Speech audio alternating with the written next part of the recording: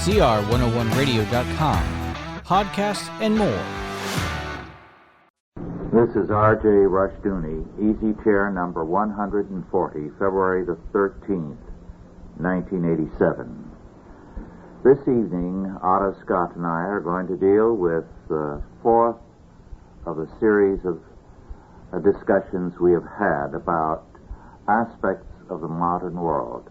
Tonight we're going to deal with the future. What's going to happen to us?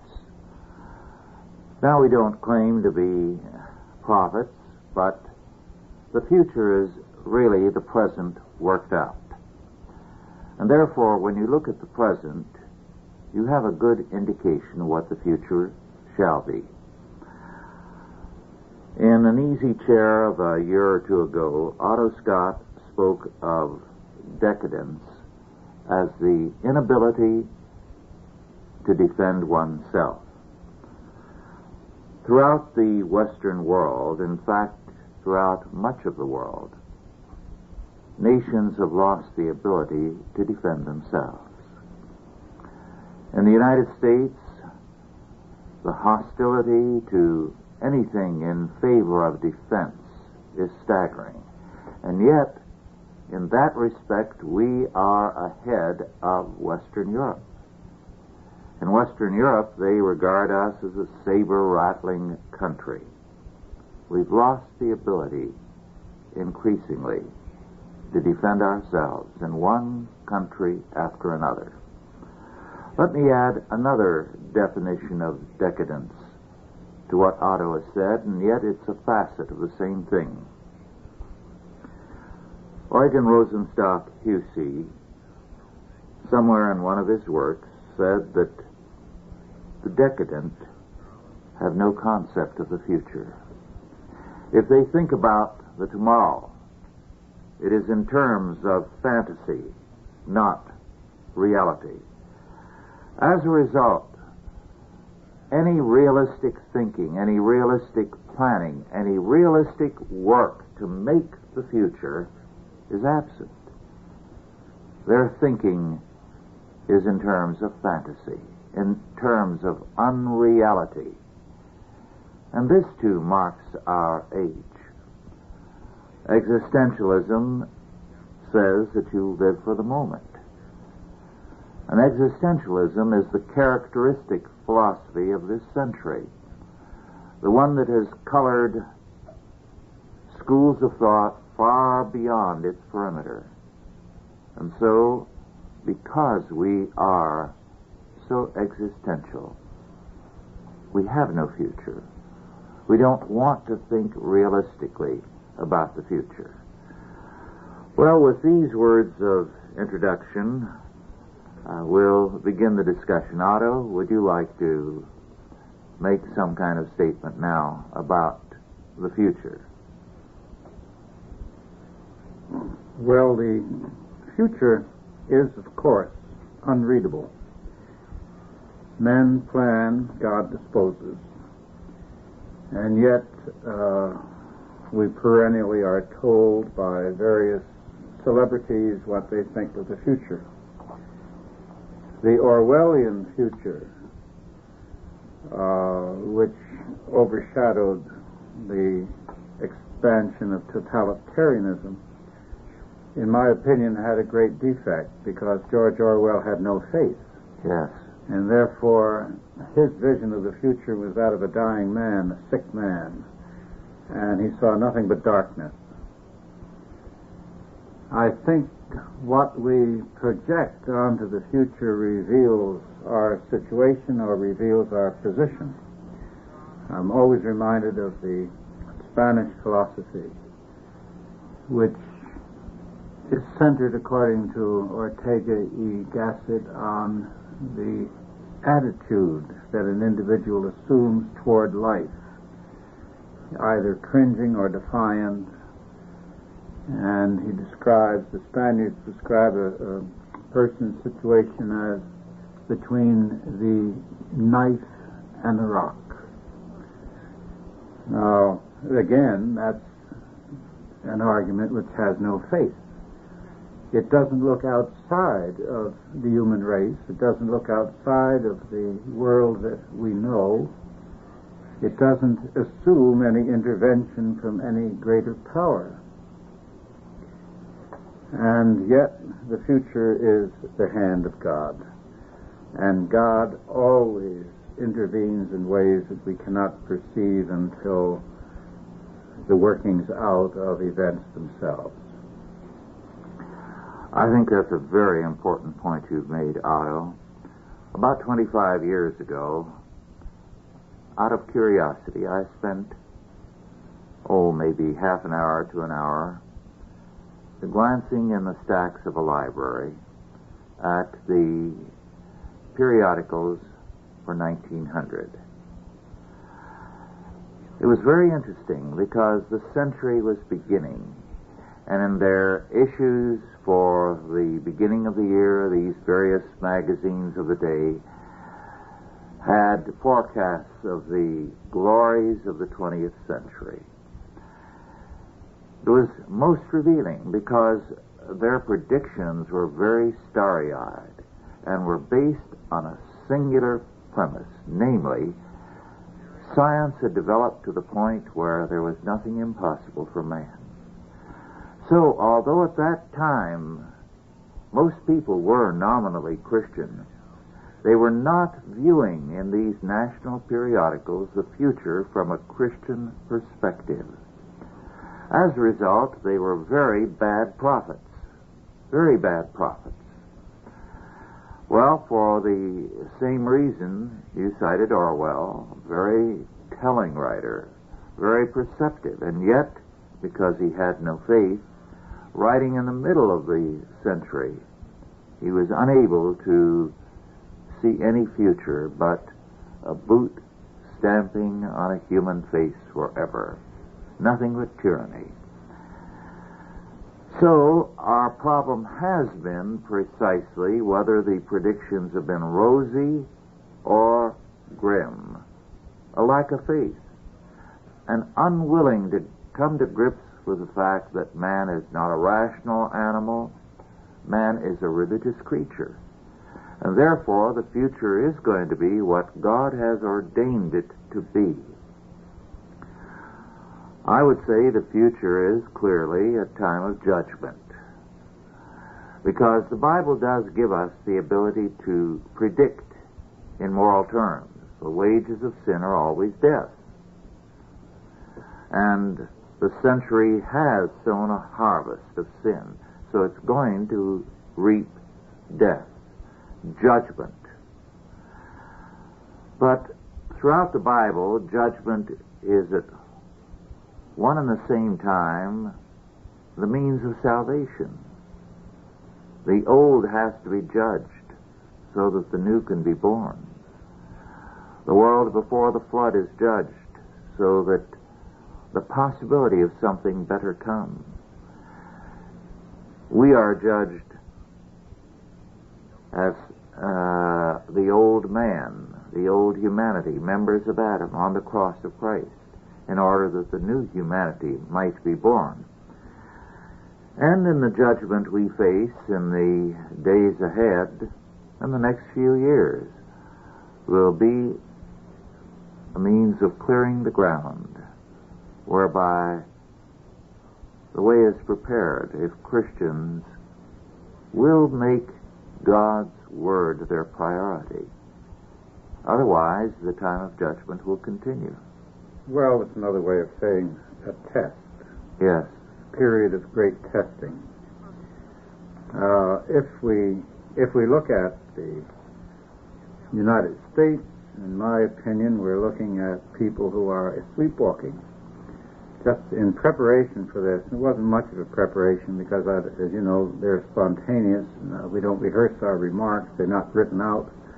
I tore an article out of Omni magazine, a magazine I never read, but I saw it on a newsstand and it said 14 or 20 great thinkers predict the future, and it was irresistible. I had to get it.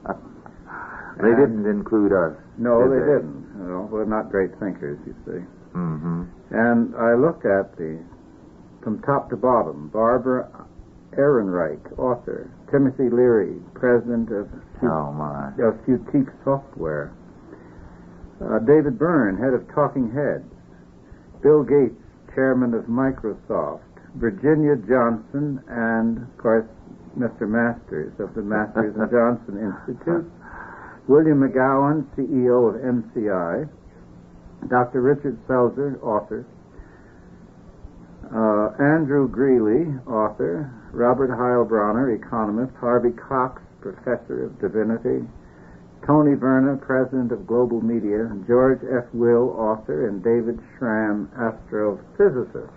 Mm-hmm. And I raced through, it took me all of 10 minutes to look at what they had to say. The chairman of Microsoft, of course, sees all kinds of wonderful new technical innovations in terms of communications, three-dimensional television and all that. And he also sees the disappearance of credit cards and checks, which he says they have to go, and passive entertainment will go. By that he means that you'll be able to talk back to the television set. I don't know quite what that means, or what good it would be if 2 other billion people are doing it, but there you are. Global Media, another one who keeps talking about technological improvements. And we go on down to MCI, which is a communications corporation, and they're talking about more and bigger and better computers.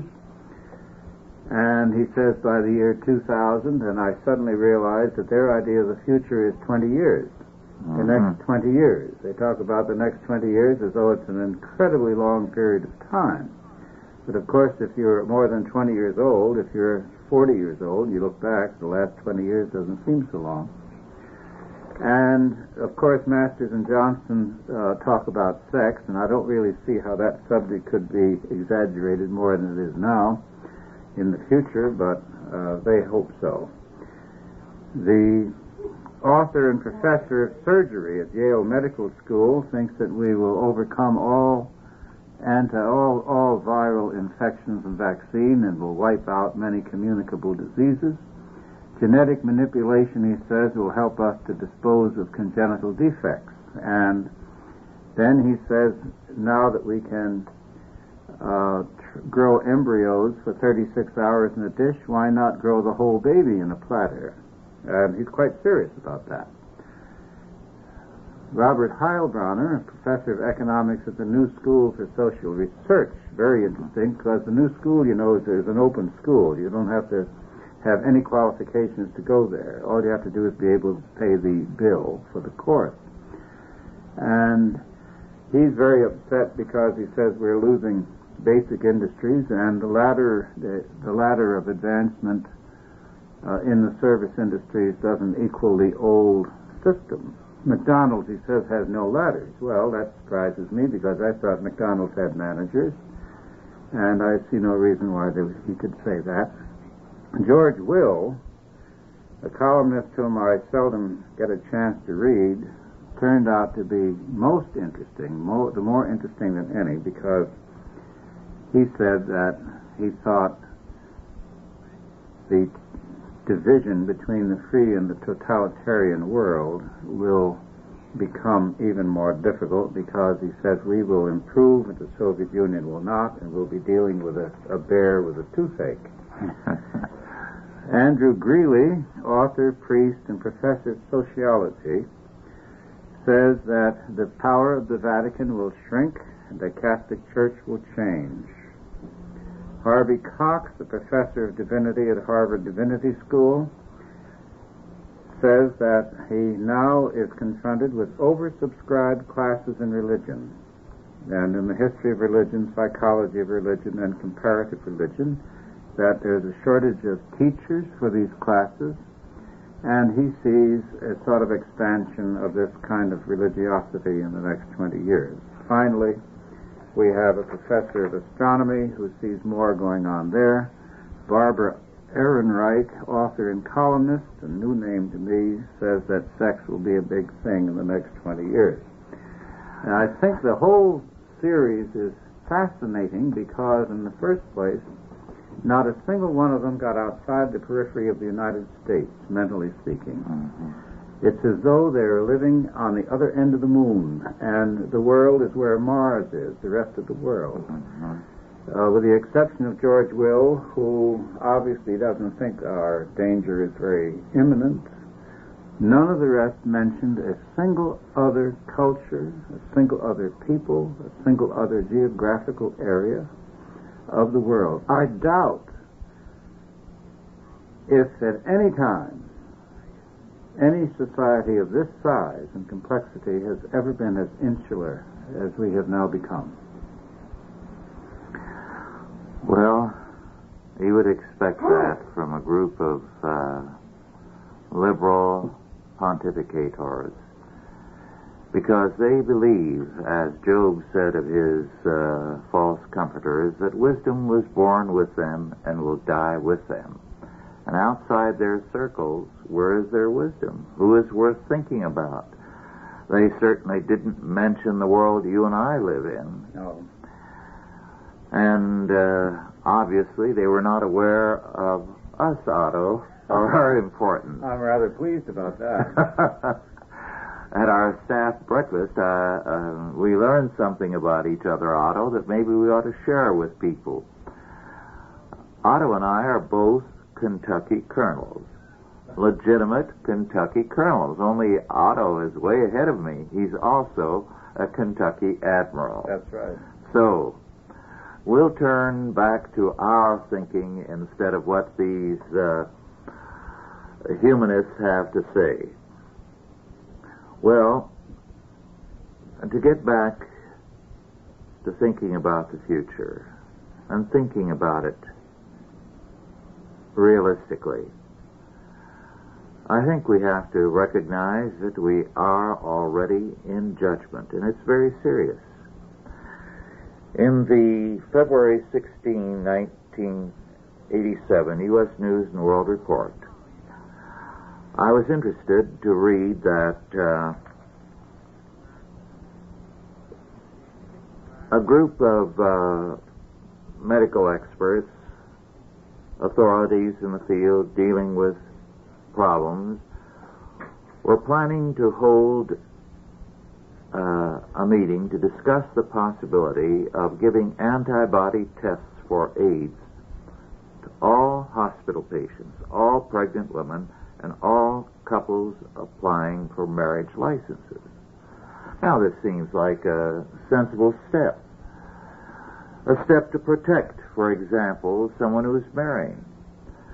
But immediately, civil rights groups came out charging. The American Civil Liberties Union and other groups. And the doctors involved immediately backed off. They backed down. They said, we simply have called together a group of experts to look at what options are available and what obstacles may prevent this from happening. Should we do this or that? And if we do, what are the problems? It has really been misunderstood. In other words, we weren't planning to do anything. We were just going to talk about it. Well, where was the ACLU when people, I believe, are still tested for syphilis before they get a marriage license? Exactly, and that was, when it came in more than a generation ago, it was hailed as a major step to protect the people, to protect unborn children, to protect the innocent party in a marriage. And I can tell you that before that ever became law, many ministers were insisting on it before they would marry a couple, especially if they felt they did not know both partners. I know that back in the mid-20s, my father, as a minister, was requiring that of prospective couples, especially if he didn't know anything about both parties or one of the Those two. laws are still on the books. Yes. And what makes AIDS different? Exactly. I don't understand the reasoning. Well, it's this kind of irrationality that is indicative of an inability to defend ourselves, an inability to think about the future.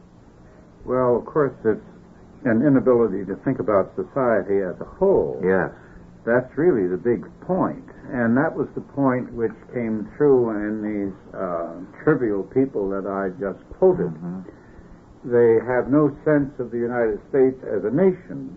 Now, we take, for instance, the idea that a family is a creation of God, and so is a nation. And to ignore this, to ignore what's going to happen to the nation, is to fail to love your neighbor. Yes. Well, it is an interesting fact that in many languages of the world over the centuries, there has been no future tense. That's true of the African native languages, because And the Chinese. in the primitive world, according to Schock, if you recall, nothing could be changed, because the attempt to innovate would mean that you were trying to do something and get yourself in a better position than your neighbor. That would be an insult. Consequently, they were frozen through aeons of time.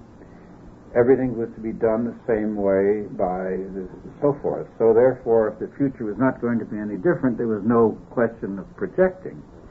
In the pagan world, everything was cyclical. Everything was going to return as the seasons. Every experience and every life would be infinitely repeated forever and ever without end.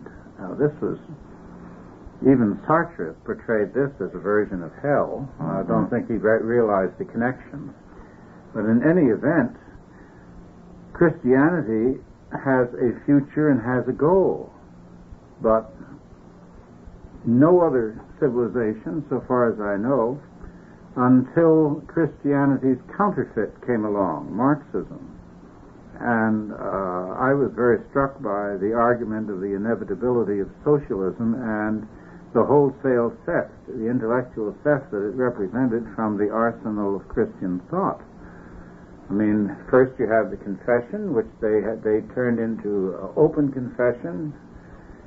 Then they have the inevitability of their success and the inevitability of a better society. The commissars originally stole the austerity of the priests and the concern for the poor and so forth. So we're looking here at a counterfeit of the Western civilization, or a great heresy, great Christian heresy. Can't even seem to recognize it.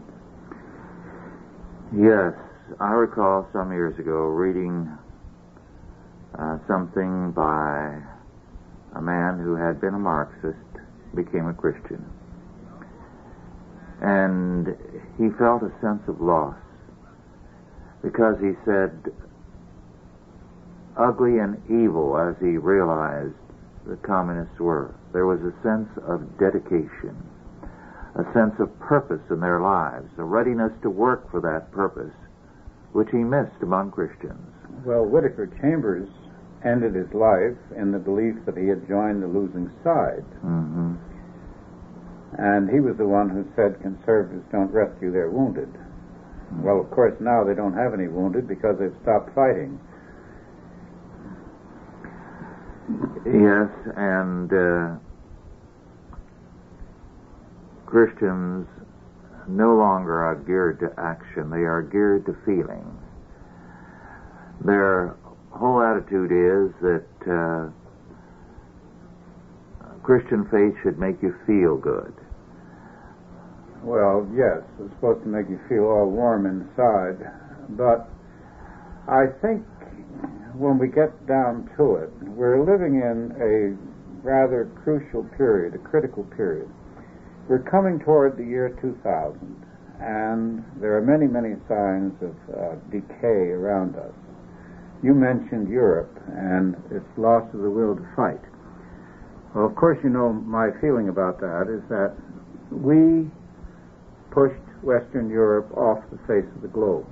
We worked day and night to do it. We insisted that the Western European nations divest themselves of their colonies and withdraw their navies and their armies and their administrators and turn themselves into nothing but commercials, traders, merchants, and so forth, And we said, we will protect you. You don't need an army of your own. We'll take care of you. Our atom bomb, our nuclear power will protect you. So we spend 40% of our defense budget in maintaining an establishment in Europe. And the Europeans said, well, if you're going to defend us, we don't have to defend ourselves. Mm-hmm. Now, they still trade with their colonies and they make money off them, but they're no longer responsible for their hospitals or their bridges or factories or roads or agriculture, so therefore the colonies can think on their own. In the meantime, we're also going to defend Japan, we're also going to feed the third world, and we're going to be something unique in the history of the world. We're going to be an immense charitable enterprise. But the burden has now grown quite heavy. The American people may not be as well acquainted with all the details of these matters as we are, but they do know something has gone badly wrong with the brave new world that the United States was going to create. And the tax burden is getting very heavy. A lot of people are going to be astonished next April the 15th to discover that the tax reform bill has done what it was put together to do, and that is, quite simply, to increase our taxes. They're going to have a big bill at the end of this year, much bigger than they've ever had before, and there are going to be something like 10 or 15 million people who will not have to pay any income taxes at all, because they will be considered too poor, and they won't have to pay any income taxes. So, from a variety of approaches, the year 2000 is beginning to loom up, and the period between now and then is beginning to loom up as a tremendous challenge. But my feeling is that with our back to the wall, which we will pretty soon feel, it's possible that the whole country will undergo a great reversal of attitude, because society is confronted with the end, like an individual who suddenly realizes that he can die, or that he's in a situation where he will either have to stand up or die, can make a convulsive effort. There is such a thing as conversion to reality, and I think that could very well occur here.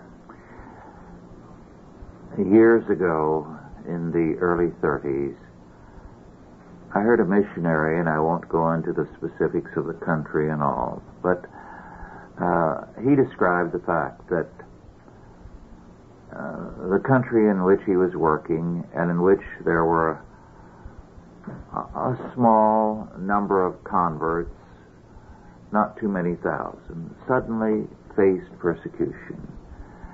And he was very disheartened because he felt the whole church was going to disintegrate. Too many of the people seemed to be nominal in their faith. Many of them had been converted, and then become very casual in their faith. But the thing that startled him was, when the crisis came, how many of them stood. And he described his shock when one of the people whom he'd regarded as indifferent make an eloquent stand for the faith, refused to surrender it, was buried alive and killed, and stood staunchly for the faith. He said it was the most staggering experience in his life, because he said he never would have guessed it. So we don't know what the power of God is going to do in the lives of the believers in the days ahead. Well, on that note, I think you have a great deal of historical evidence in favor of what you just said.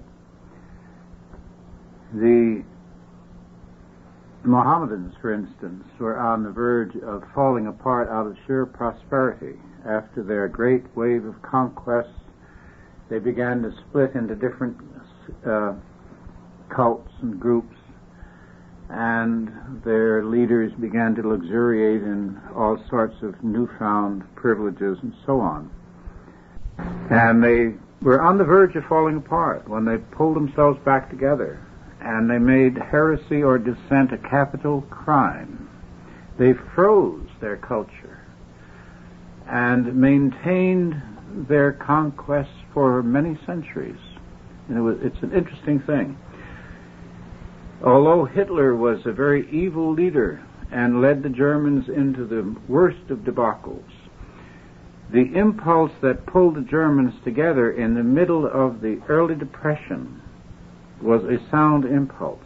If they'd had a decent leader, the whole story would have been much different, because they had gone through a devastating defeat in World War I, outrageous inflation, then the terrible 20s, which really were terrible because they were totally immoral and their culture was on the verge of complete collapse, and then a second Great Depression. They pulled themselves together in a convulsive effort. And we see this as often we see empires begin from a very low point. Spain, for instance, before Ferdinand and Isabella, was a mess. It was unsafe. Prescott tells us that you couldn't travel without an armed guard day or night. No person was physically safe in the cities of Spain. The Moors had half the country. The three races were really at odds with one another, and yet from that terrible position, their whole impulse toward world conquest came, and it came with great abruptness. It came quite suddenly. It came within the lifetime of one man, let's say, who would live to be 70 or 80 years old. It was enormous, and it was unpredictable, unexpected. In extremis, people stand up. And it's interesting to note that in a period of war, for instance, the suicide rates almost vanish. People stop killing themselves. And believe it or not, the effect of the heightened attention, the fact life actually becomes more interesting. It may sound terrible to say, because we're taught as Americans that all progress comes through peace, it comes through social reform. The fact of the matter is, the history of the world indicates that it's more apt to come through war. It comes through struggle, which is another way of saying it. It comes through facing up to challenge. And one of our big problems in the United States at this point is that we're not confronting any of these challenges openly. You mentioned AIDS, and I see articles about AIDS all over the place. I don't read most of them because none of them seem to have any answers. All of them are simply moaning at great length about how terrible it's going to be, and as though we're all sitting here unable to move a muscle. Very good point. You know, the two administrations in this country of President Monroe are often called the era of good feelings. And yet, it was after Monroe that the country began to unravel. They had a false expectation after that all problems should somehow disappear, that it should be this kind of blissful absence of problems, which an accident of history had created. And I think ever since then, as a country, we've looked for another kind of Monroe era of good feelings, instead of saying what we need is something like Andrew Jackson, confrontation of the problems, an attempt to resolve them. But we've gone in for the wrong kind of confrontation, as with the abolitionists, not towards a solution, but towards destroying somebody. Well, an absoluteness. Virtue, absolutism in the name of virtue. Authoritarian socialism. Socialism comes accompanied with compulsion. If it sounds good, let's make it compulsory. And you've been traveling quite a bit recently, so have I, and I really think the constant litany of idiotic instructions that come out of the loudspeaker on the plane is really something. They practically tell you to tie your shoelaces before you put your shoes on. They tell you that when you get to the airport, there are monitors there by which you can check the gates for your next flight, as though any air traveler doesn't know that. They tell you how to fasten the seatbelt. They tell you to put your goods over your head or under your feet. Where else could you put them? You can't carry them in your lap. And there's a little stream of instructions which come boiling out, and it makes me think of, Mama as bureaucrat. But in the meantime, there's a complete evasion of real problems. We're not facing up to the drug problem, but we're facing up to smoking cigarettes. Yes. Smoking cigarettes and jaywalking are the two greatest crimes in the United States.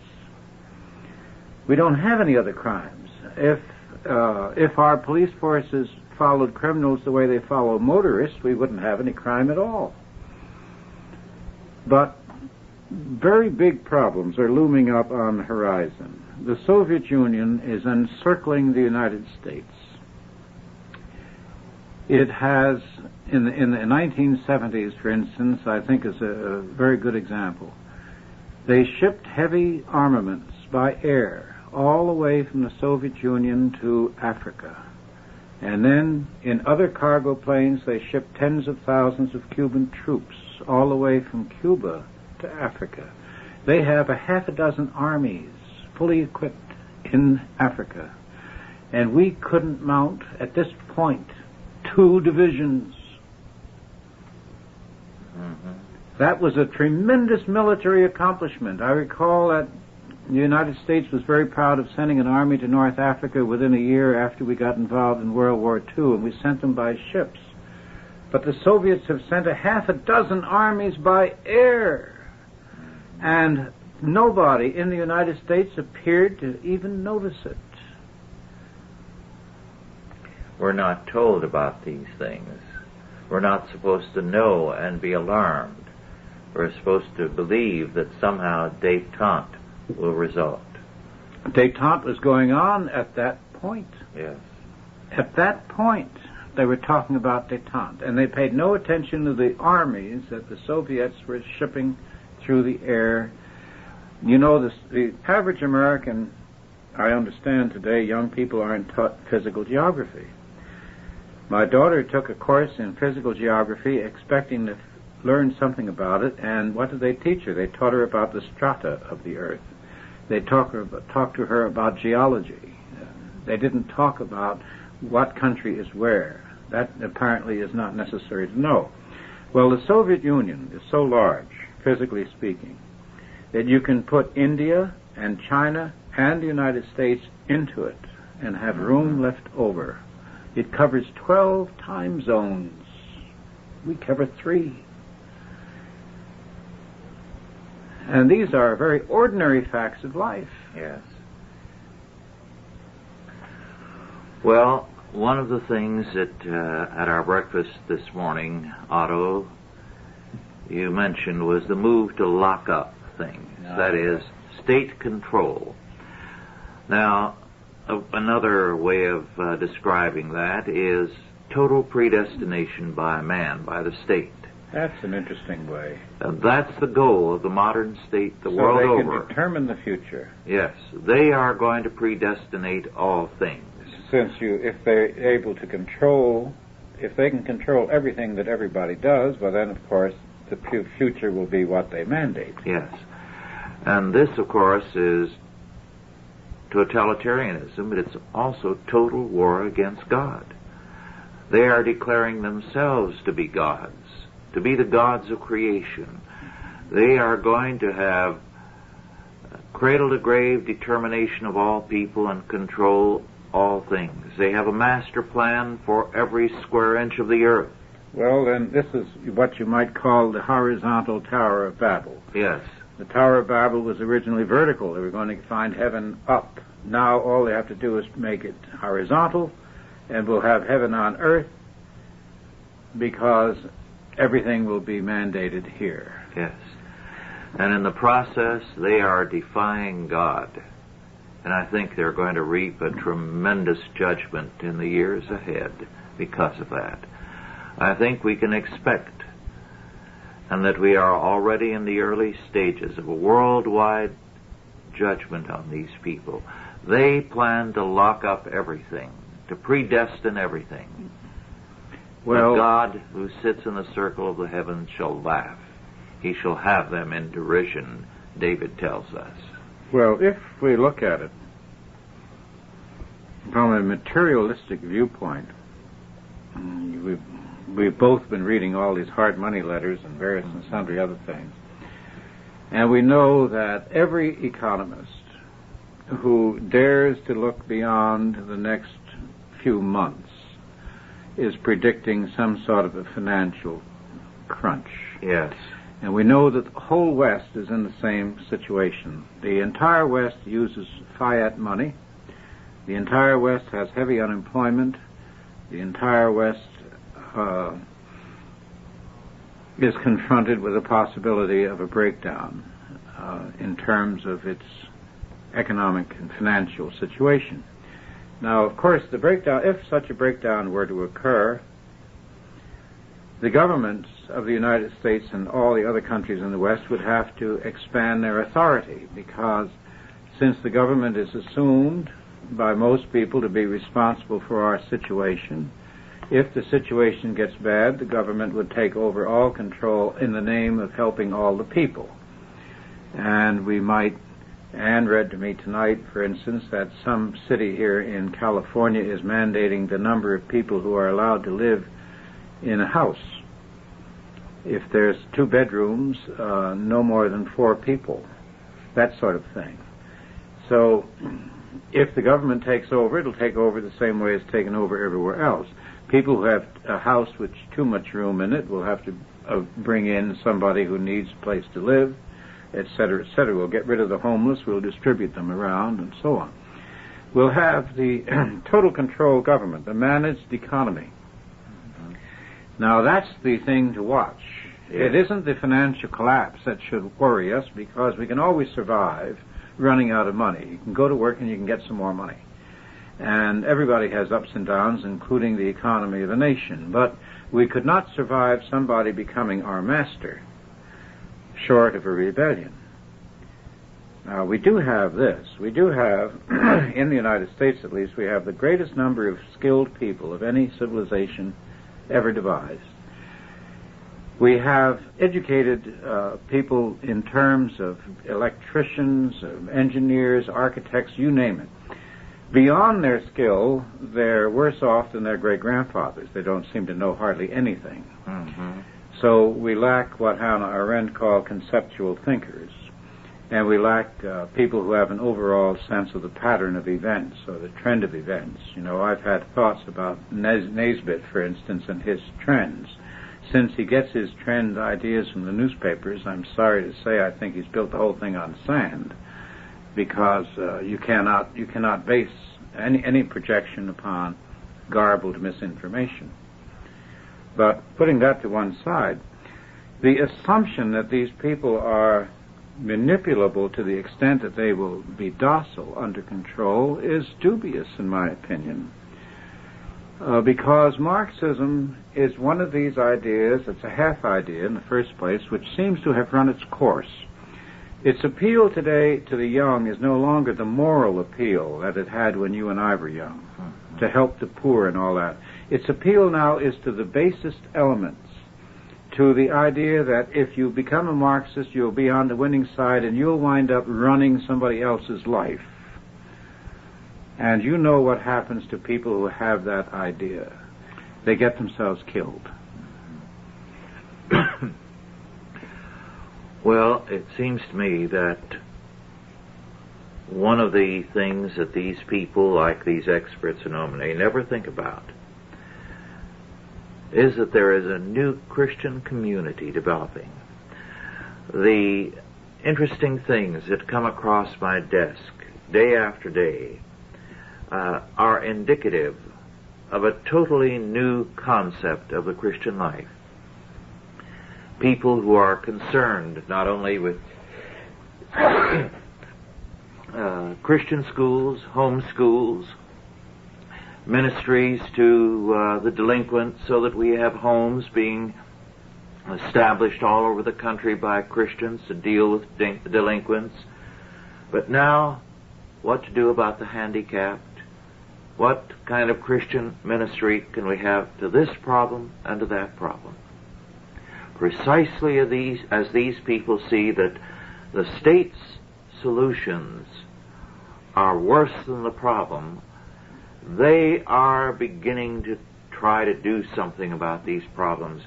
And they're isolated individuals all over the country, and yet there are legions of them out there saying, I've got to do something. Now this means another government is developing. A government that is on the grassroots level, that is concerned about problems, and is not looking for handouts by the millions before it will touch a problem. So, the future, I think, is going to be determined by this kind of thing. The old-fashioned Sunday Christian who went to church on Sunday and that was the end of his responsibilities is going to disappear. We're not going to have the star system much longer. Big-name preachers and churches and everybody crowding in to be spectators, and that's the end of it all. You're going to have the emphasis on discipleship, the responsibility of every believer to be effective where they are.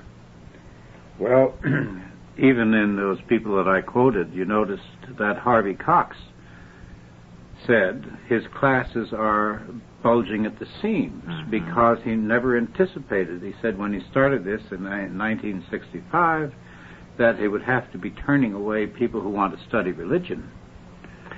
Yes, and they're not going to get much there from Harvey Cox at Harvard Divinity School, but the more significant fact is that people are deserting the mainline churches for newer groups where there is a vital faith.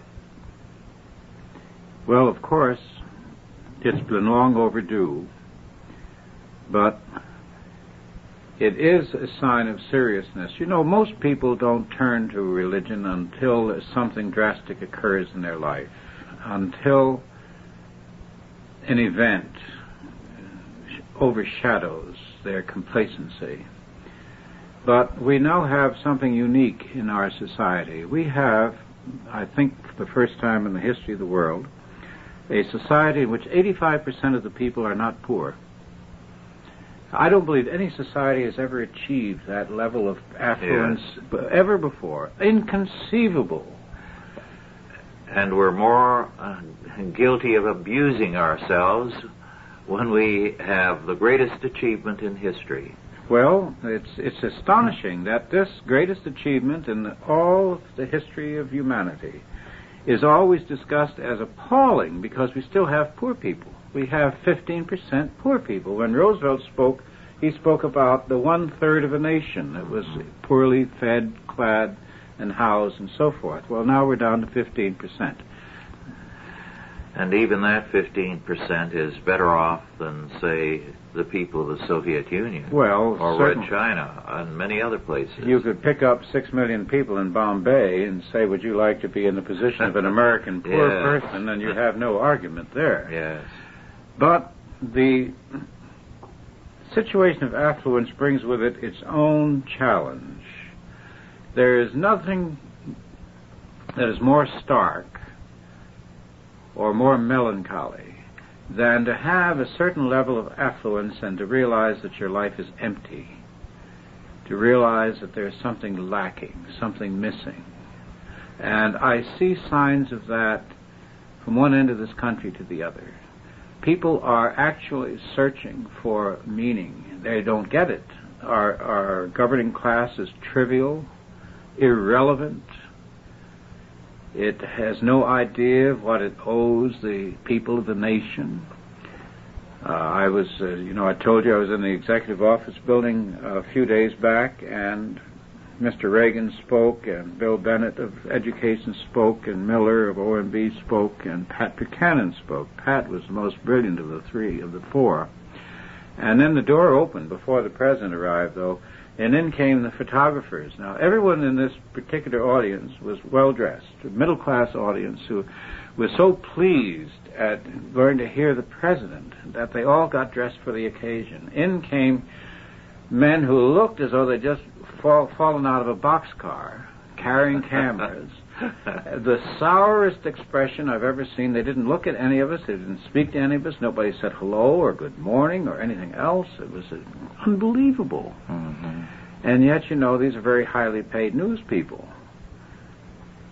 But compared to the individuals in the audience, there was only a handful of them. They're living in a spurious world where they think they represent a multitude, but they're really only a handful. So it's almost like mirrors in real life. But I think that this affluent society, which is suddenly discovering what no society has ever had a chance to discover before in a large way, and that is that there is more to life than money. There's more to life than goods. And when you have so many, I can't help but think that within that there is the possibility of tremendous conversions. Yes, I think they are taking place already. I think there is a growing hunger for a faith that moves mountains, that changes the world, and a recognition that you don't come simply because you want some needs satisfied, but because God commands you. And that's the difference. People have, until now, been going to church because they want certain needs met, not to be commanded by God. And the result has been an emptiness in the life of the church, a selfishness. I think that is going to go before very long. I recall within the past couple of years a pastor who was very seriously ill. In fact, he had cancer. And yet there was a family indignant about the fact that the minister did not call on them when the wife was feeling a little ill. And when told, but he was facing surgery at that time for cancer, he may have to retire. He is so ill.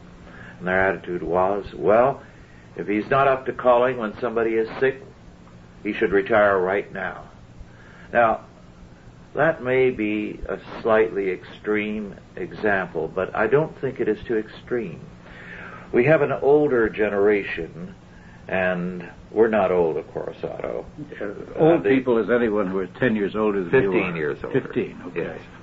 That's better. But these are the older generation who are spoiled. They've had it, the best of it. I recall some years ago, after the war, the definition of the privileged class was those who were born after plumbing and before taxes. Well, those who hit their stride after World War II and got in on all the easy money from the years of inflation struck it rich and thought it was their intelligence when it was the wave of the inflationary economy. Those people are finished. They have no future now because they cannot understand what is happening to them. They recognize, if they're capable of it, that it wasn't their wisdom that gave them their money. It just came because they had some money to put into the market. So that age group is going to disappear. The others who are growing up in the face of problems are going to look at life a bit differently. Also, there's a tremendous amount of untapped ability here. George Keegan, speaking the other day, former head of Air Force intelligence, and he said that the engineers working on, the scientists working on the SDI program have broken through. He said it's almost like the A-bomb program. Mm-hmm. They have gone many times faster and developed many times more efficiently than anyone ever anticipated. He said we could actually deploy that whole system and defend our country right now. And just as they reached that stage, a spate of propaganda descended on them, saying you can't do it because it would violate the ABM Treaty, a treaty that the Soviets have used for terrible purposes, and have made a farce out of it. And we can't do it because of this, that, or the other thing. But here it is, within our grasp. Now, this is truly going to be a test. Yes. Because if you cannot stand up when you have the ability to stand up, you don't deserve to survive. That's right. Well, the next few years are going to be very telling. I think possibly between now and 1993, we're going to see a great many of these forces of judgment overwhelming us. 6 years. At the most, I think. At the most. Would you agree? Well, yes. Robert Jastrow said we have 5 years with which to move. If we don't move, we will not be able to move. I think, yes. I think that we're moving into we are already involved in the greatest test period since the late 30s. I think perhaps it's the greatest in all of history because it's be worldwide in its implications. It might be because we no longer have great rich allies. No. This is not like the 30s when France and Britain and the other countries were large as we were and as strong and as rich, and we were just one power out of many. All of a sudden, having pushed our old allies down, we are facing Goliath alone. Yes. This is a crisis in which the whole world is going to be involved. It's going to be a crisis in the area of politics, economics, military crisis, a health crisis with AIDS and other ailments threatening the entire world. It's going to be a time of testing. Really. And the Christians are the ones who are going to determine the future, if it is determined at all. It will be determined. There's no question about that. There's no way that we can evade it. We have, you look at the other way, we have an opportunity to do more for Christianity than any generation since the early generations. Yes. But we will be tested just as they were. Yes. Well, our time is virtually up. I wish we had more time because this is such a tremendous subject. Perhaps on another occasion we can select a particular facet and deal more with that. Well, thank you all for listening, and God bless you as you work to create a godly future.